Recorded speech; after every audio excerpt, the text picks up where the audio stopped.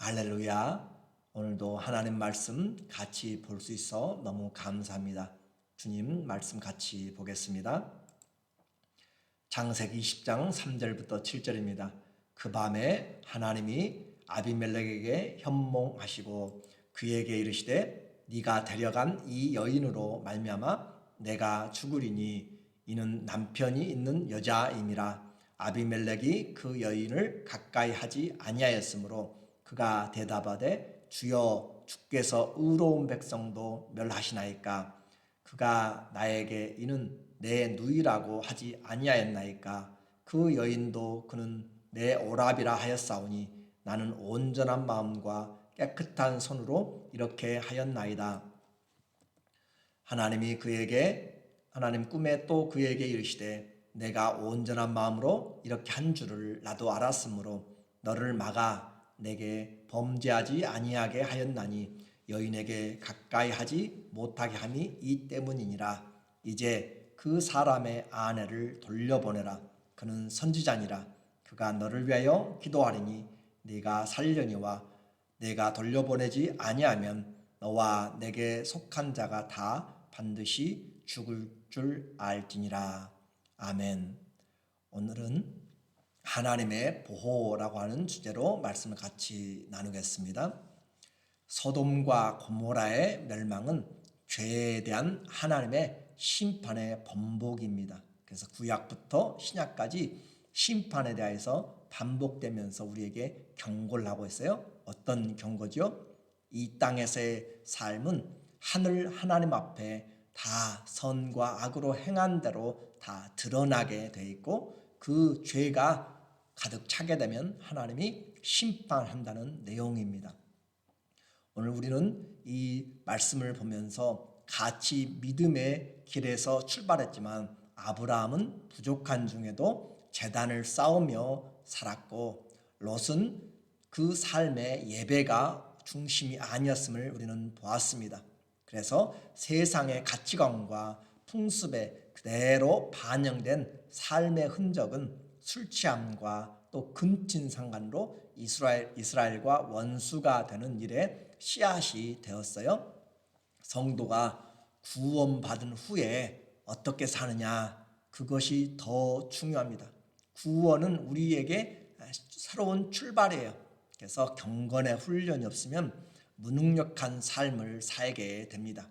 그리고 큰 능력은 절대 한두 번에 그렇게 쉽게 되지 않습니다. 지속적인 경건의 훈련과 순종을 통하여서 하나씩 주님 닮아가는 것이에요. 아브라함이 장막을 옮기면서 또 실수를 하게 됩니다. 20장 1절에 아브라함이 거기서 네게부 땅으로 옮겨가 가데스와 술 사이 그랄에 거류하며, 이와 같이 그 땅에서 옮겨간다 그래요. 세상 삶 가운데 우리가 살고 있어요. 우리는 세상을 떠나서 살지 못합니다. 목축하는 그가 그 양떼를 치면서 목초지를 찾아서 이동하는 것처럼 우리는 세상을 떠나서 살지를 못해요. 세상 가운데 있는데 어떻게 사느냐. 2절에 그의 아내 사라를 자기 누이라 하였으므로 그랄 왕 아비멜렉이 사람을 보내어 사라를 데려갔더니 아주 큰 위기가 되었습니다. 사라를 데려가 버렸다라고 하는 것이에요. 성도가 세상에 살면서 이처럼 아브라함이 동일하게 지금 애굽에서 행하였던 것과 똑같은 실수를 하게 된 것을 지금 보게 되는 거죠. 생명을 부지하기 위해서 사라를 의도적으로 동생이라고 해서 빼앗겨 버린 것입니다. 믿음의 조상도 이처럼 계속 성숙의 길로 가는 것이 아니라 순간순간 넘어지고 또 동일한 일에 반복적인 실수를 합니다. 그런데 하나님께서 이제 이 일을 수습하시는데 아비멜렉을 꾸짖고 계세요. 3절에 그 밤에 하나님이 아비멜렉에게 현몽하시고 그에게 이르시되 네가 데려간 이 여인으로 말미암아 내가 죽으리니 그는 남편이 있는 여자임이라. 하나님은 분명히 콕 찍어서 이야기를 해요. 남편이 있는 여인이다 라고 그렇게 이야기를 하고 있고, 또 아비멜렉에게 현몽하시고, 그렇게 해서 하나님께서 지금 아비멜렉이 범죄하지 않도록 하나님이 먼저 손을 쓰고 계십니다.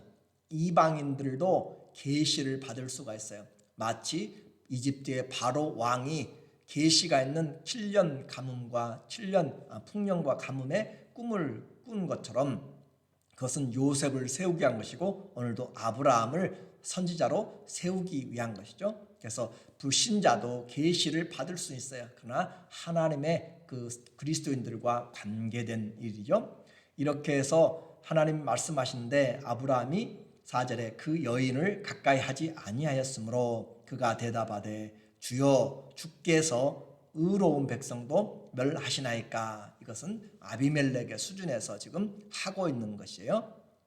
아브라함은 자신의 안전을 위해서 아내를 희생했습니다. 그리고 타인에게 죄를 지을 수 있는 길을 열어놓았어요. 우리가 하기 쉬운 실수예요. 내게 편안해요.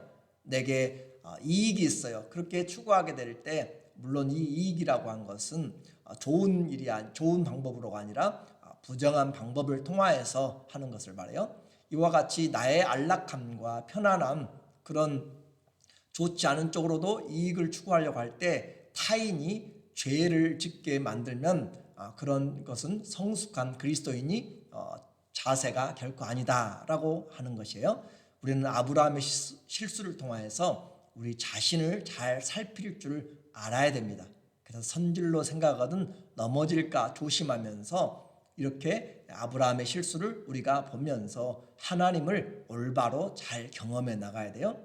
약속의 자녀를 낳을 그런 사라의 태의 위기가 다가왔습니다. 왜냐하면 하나님이 18장에 이미 내년 이맘때에 내가 너에게 오면 아들이 있으리라 라고까지 이야기를 해줬고 이름까지 다 지어줬잖아요. 그런데 그리고 나서 이 사라의 태에 누구의 씨가 되어지는가? 아브라함이 지금 아비멜렉에게 보내버렸기 때문에 하나님이 얼마나 급박한지 모르는 것이에요.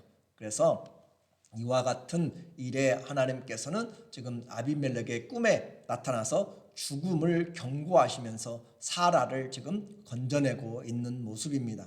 영적으로 보면 우리는 바로 이것이 아브라함보다 더 이 일에 하나님께서 지금 앞서 나가고 긴장하고 그렇게 되어지는 그런 모습, 하나님이 긴장한다는 것이 아니라 하나님이 그만큼 급박하게 일을 하고 계시다라고 하는 것을 우리가 보게 돼요. 왜냐하면 사단의 비방거리가 되면 안 되기 때문이죠. 이삭이 낳는데 이것이 아브라함의 신지 아니면 아비멜렉의 신지 그렇게 되면 결코 안 되기 때문에 그래요. 6절과 7절에 보면 하나님이 꿈에 또 그에게 이르시되 네가 온전한 마음으로 이렇게 한 줄을 나도 알았으므로 너를 막아 내게 범죄하지 아니하게 하였나니. 자, 너를 막아서 하나님이 지금 아비멜렉을 막았다고 이렇게 이야기하고 있고 또 하나님께 범죄하지 아니하게 하였다. 그래요. 하나님의 시입니다. 하나님께서 행하시는 일이에요. 그러므로 우리는 성도들을 대적하고 교회를 대적하면 그것은 하나님을 대적하는 것이에요.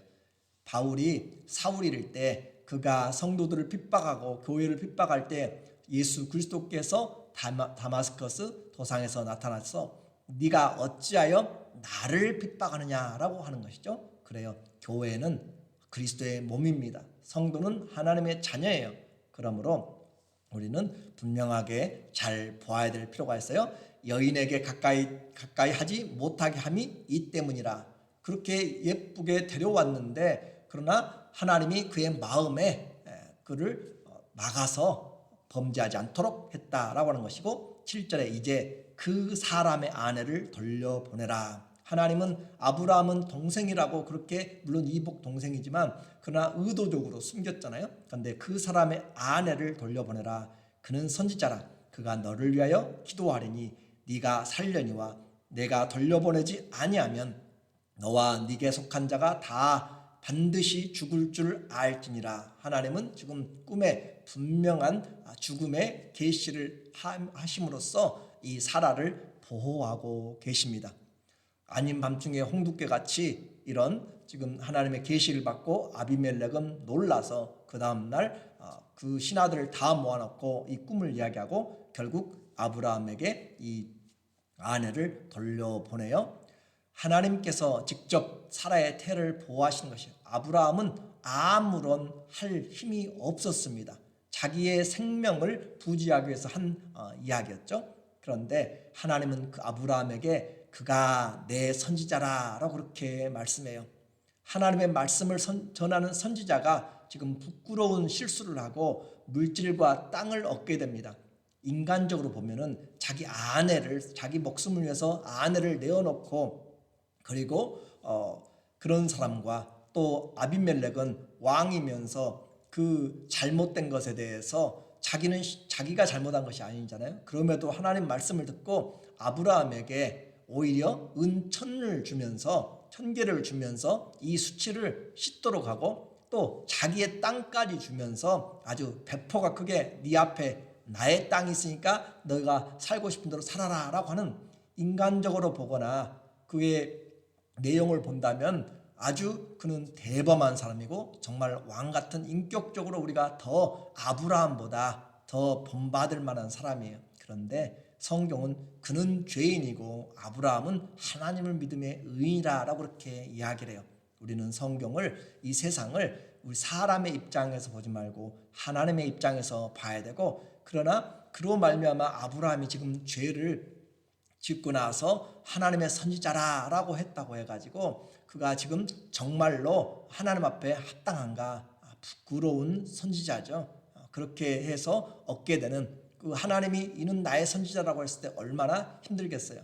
또 그가 기도해야 이 모든 죄악에서, 저주에서 풀려난다라고 할 때 아브라함이 큰 죄를 저질렀잖아요. 그런데 그가 중보 기도를 해야만 돼요. 잘하고 있을 때 기도하는 것은 쉬워요. 그런데 죄 짓고 나서 기도하는 것은 어렵습니다. 그러나 하나님이 세우신 선지자의 사명이에요. 오늘 우리에게 이와 같이 하나님이 그 복을 전하는 길에 왜 굳이 죄인된 그 선지자를 썼는가? 이것이 하나님이 세상을 그리스도인들에게 맡기셨기 때문에 그래요.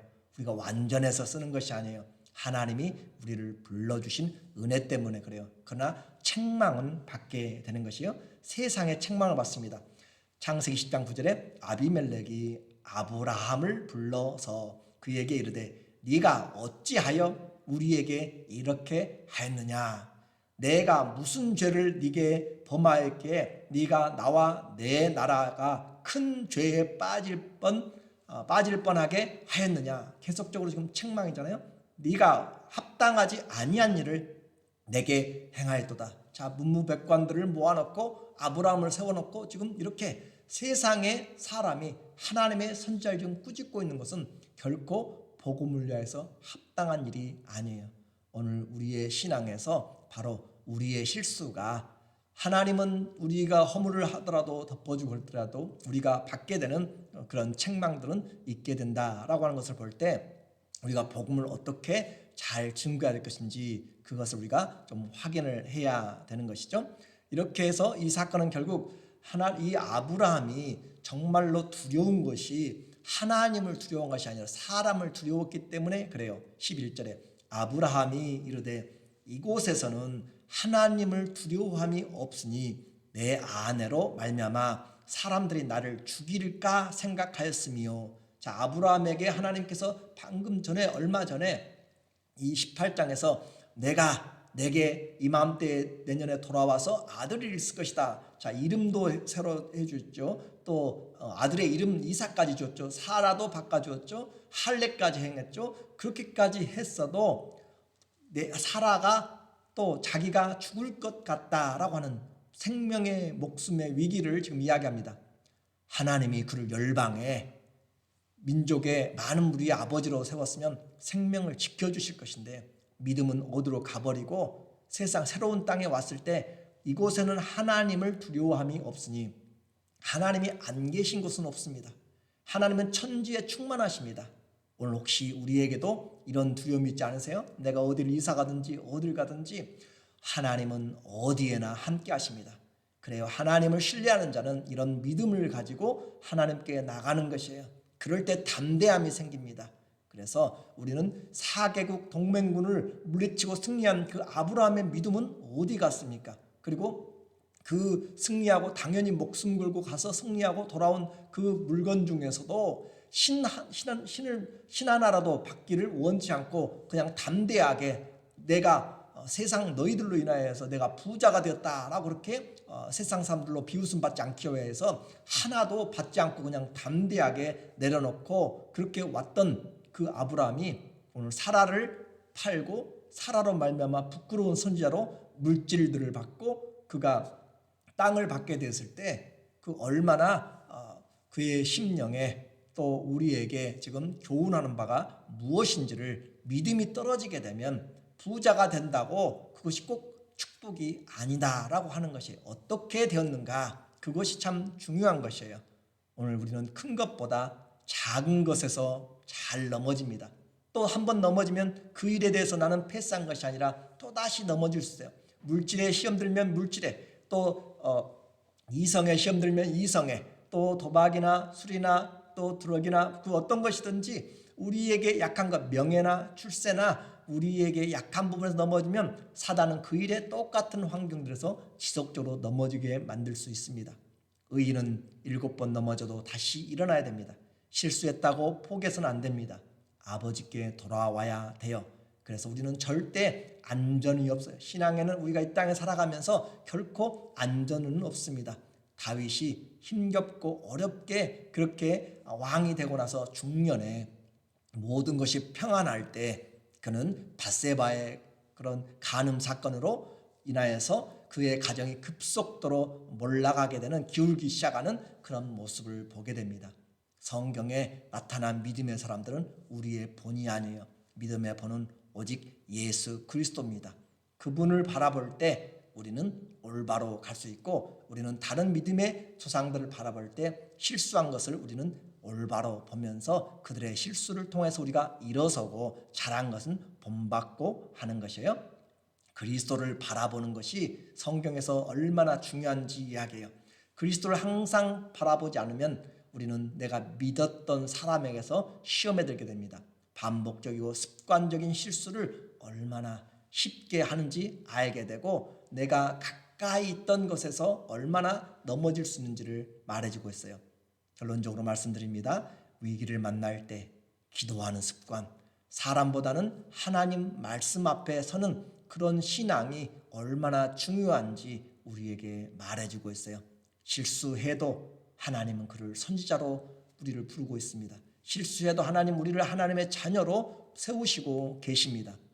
그것이 하나님의 사랑이에요. 우리의 보호는 세상을 두려워할 때 오는 것이 아니라 하나님을 두려워할 때, 하나님이 우리의 보호가 되시고 천지를 지으신 하나님이 우리의 출입을 지금부터 영원까지 지키시고, 여호와를 경외하는 자들에게 주의 사자들이 우리를 둘러 진치고 지킵니다. 세상에 우리는 이리저리 옮겨가면서 살지라도 하나님 안 계신 곳은 없습니다. 세상 한가운데 살아도 하나님은 계십니다. 그 하나님으로 인하여서 주님이 나의 의지가 되고 또 보호가 되고 산성이 되기를 예수 그리스도 이름으로 축원합니다. 아멘. 기도하겠습니다. 좋으신 하나님 아버지, 오늘 아브라함의 반복적인 실수를 통하여서 나는 아니겠지, 아니요, 내가 바로 넘어지고 또 넘어집니다. 그럼에도 불구하고 하나님이 이는 내 선지자란 것처럼 너는 내 아들이라 내 딸이라 라고 말씀하시고 다시 일으켜 세우시는 우리 주님의 손길을 바라봅니다. 주님, 늘 동행하게 하시고 힘들고 어려울수록 더 하나님이 천주에 충만하고 나와 영원히 성령께서 떠나지 않고 함께 계신 것을 믿음으로 일어나게 하여 주시고, 주님만 바라보는 그런 믿음으로 다시 서서 일어나서 주님 앞에 갈 수 있도록 도와주시옵소서. 예수님의 이름으로 감사하며 기도드립니다. 아멘. 오늘 하루도 하나님 앞에 같이 기도하고 또 말씀 안에서 순종하면서, 하나님은 우리의 잠자리에도, 하나님은 우리의 병실에도, 하나님은 우리의 사업터에도 어디에도 계십니다. 그 하나님을 경외함으로 믿음으로 승리하시기를 예수님의 이름으로 축원하고 사랑하고 축복합니다.